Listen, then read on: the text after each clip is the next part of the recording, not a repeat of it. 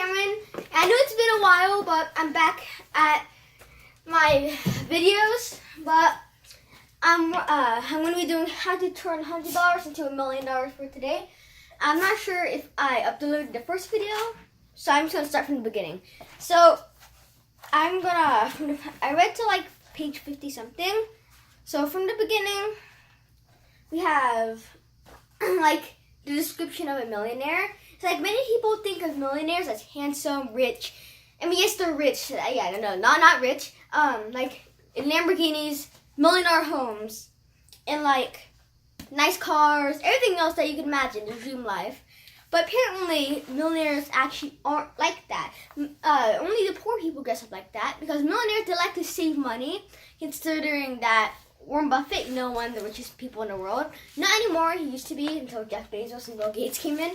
But at one point in time, he was the richest man, and somehow he still cuts coupons. Today, we don't even care. We just like hand him $20, keep the change. And he'll like always ask whatever it is. He always asks for like the 1 penny back, the coupon. He even cuts stuff from the newspaper. He gets all these good deals. And he doesn't eat out too often. So his lifestyle is the opposite of what you imagine. Because although $1 billion is actually super hard to spend, he is not like that.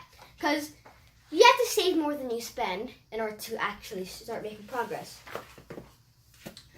Now, okay, right here it says, I will become a millionaire, which is a writing area. I wrote some stuff. And it says, write some reasons why you want to turn $100 into $1 million. Write your reasons down, post them in your locker, stick them to a mirror, tape them to the ceiling above your bed, or anything else. Right here, I should put this on top of my bed, which is remind me why I want to be a millionaire. So I actually wrote on it. My brother's, he's reading this book too, but I'm not sure if he's going to write it because I don't want him to erase this. But, okay, here's what I wrote. I want to be a millionaire so that I can support myself, family, and live in a financially free life. I want to also live a life without debts or much struggles so that I don't have to have any worries. So, that's my reason so far because I just tried getting through the books first. I was just going to work on the writing later, but that's all I have so far. It's like half the page. But, yeah. Okay, that's my writing part. We also have right here, we see chapter 2, set financial goals.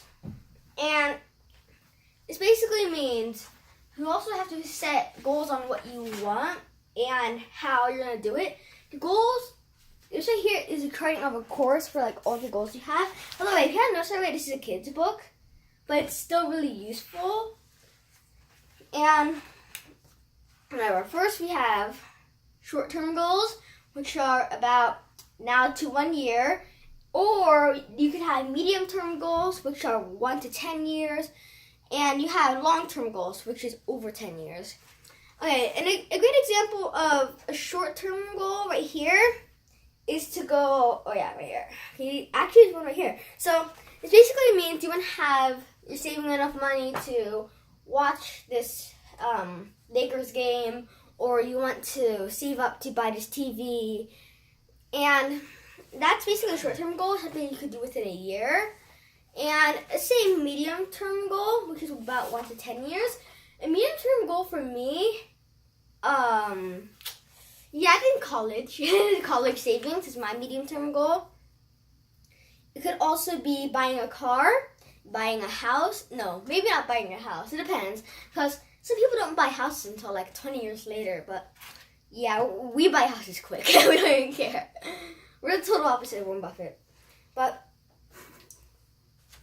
that's medium-term goals, college, car, maybe houses. For us, it's houses.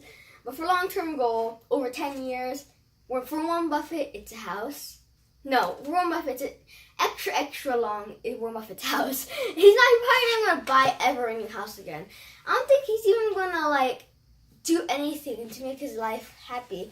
I think his main hobby is making money. Because I understand making money is fun. Selling things could be fun.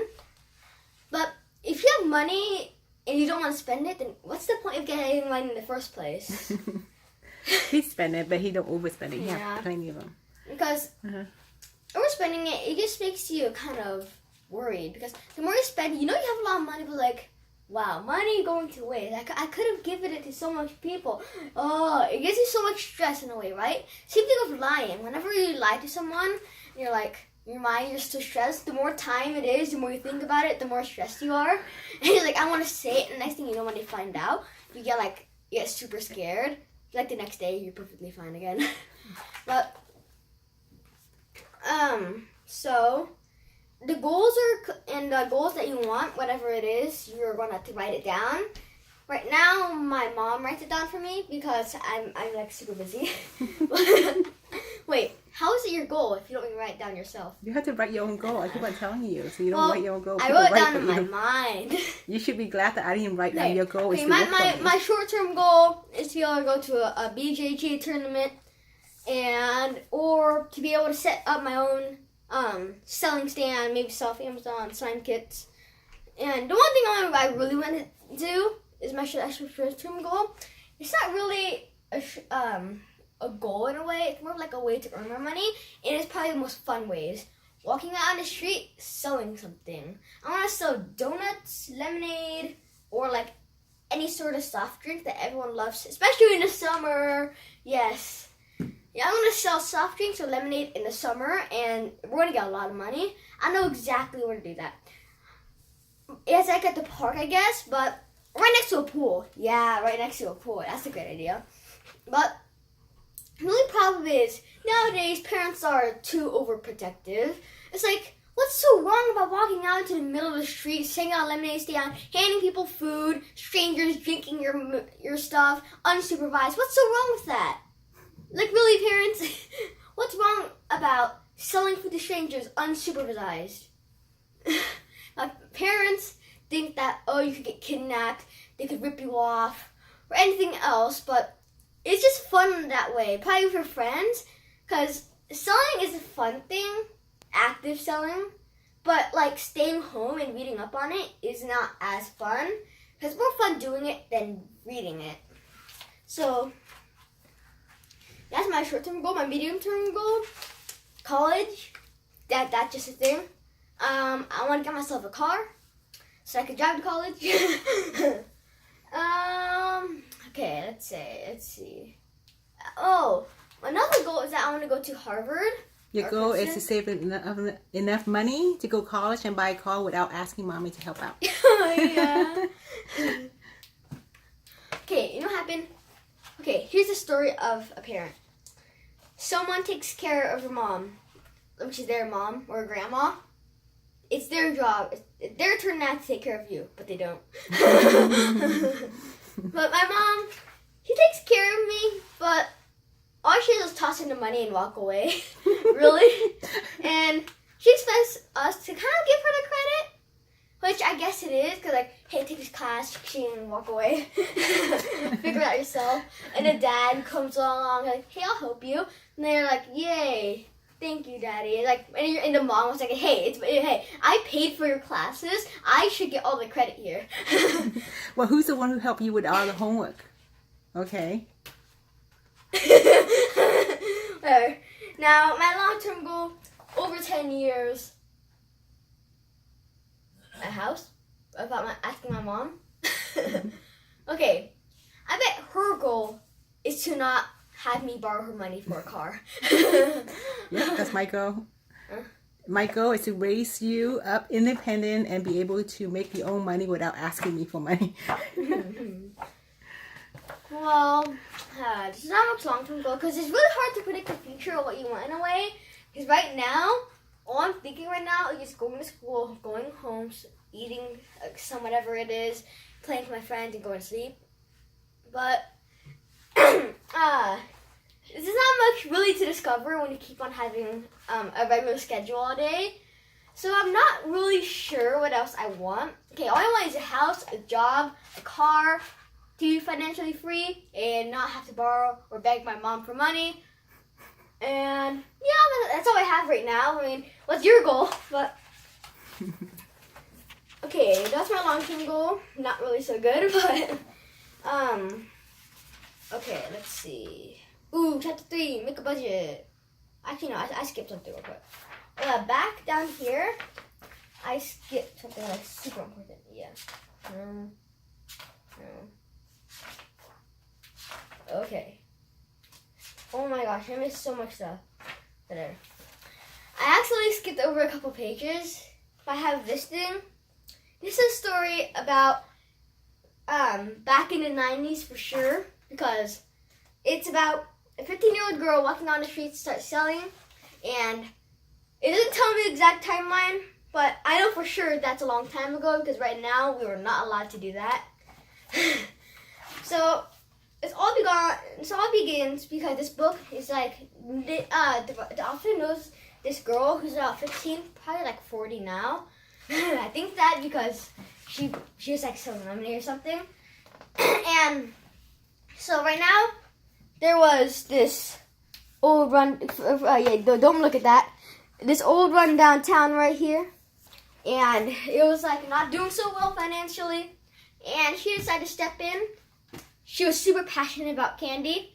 You want right now when I look at girls and when I look at girls and they're always talking about candy and stuff, like, yeah, you're not really going to be rich in the future. But it's actually really unpredictable because this 15-year-old began selling candy in a rundown area.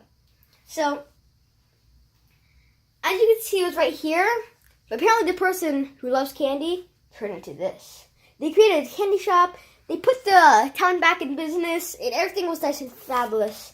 So, one person, no matter how old you are, can really change the town. It doesn't really matter who you are or how old you are. You can do whatever you want.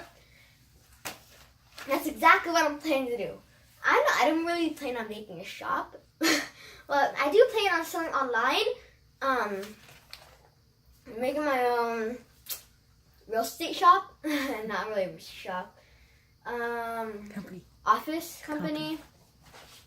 Alright. And so I guess that's that. Another thing. You don't have to show them the book. When you talk well, you don't need to show them. Okay, the final thing is called budgeting. Budgeting, building a better budget, basically mean the closest thing you could get is a monthly budget. My mom used to give me a budget, which was actually pretty strict, and that's how we afforded to move into Irvine and like have our nice lifestyle till we're moving out, and now it's kind of run down. But the way we did that was because we had a super strict budget, and imagine having. Oh yeah, by the way, the only people who went over the limit was everyone but me. My brother, he had about, the budget was $50 a month. Remember that? The $50 a month budget. And I mean, it's $200 a family a month. Not bad, actually. That's really good. But my brother, he would often go to like 70 or 80. I would be at like 42. My mom would be at like 208. My dad would be at like 107. My mom would usually like really go over with it, because back then, yes, she was. Well, yeah, she was a great budgeter and all, but she also was a great spender. This was around the times where she would just like, here's some money, walk away, go clubbing, because this was my mom about 5-6 years ago.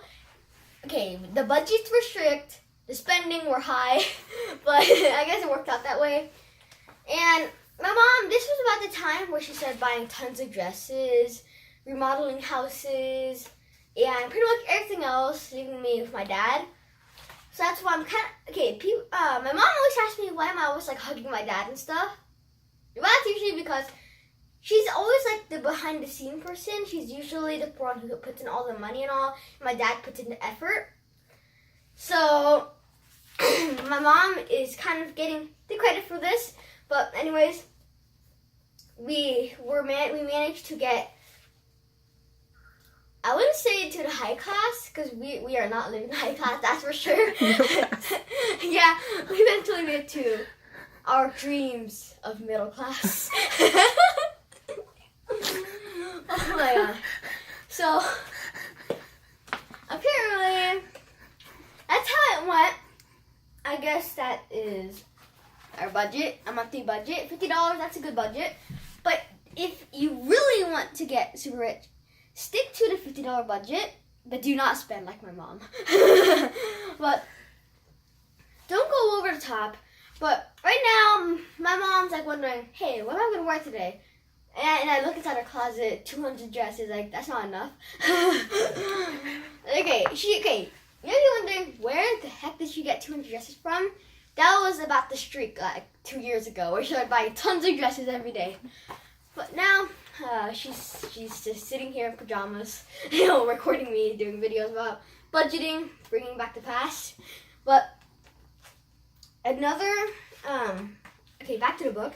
Step 1, to make yourself richer, increase your income. Step 2, cut back on expense, which basically means budget.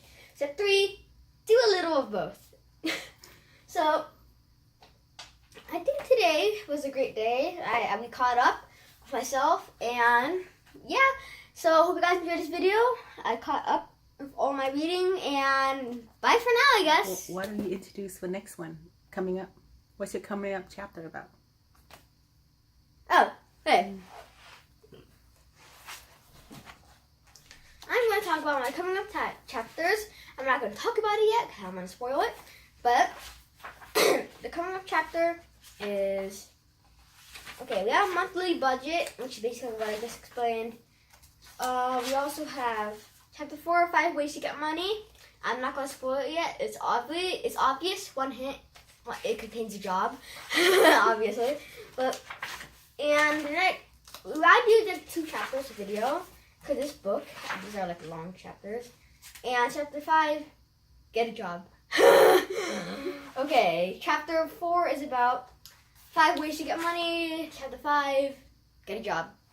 Alright, hope you guys enjoyed this video. I think this was pretty short, but hope you all enjoyed, and bye for now, I guess.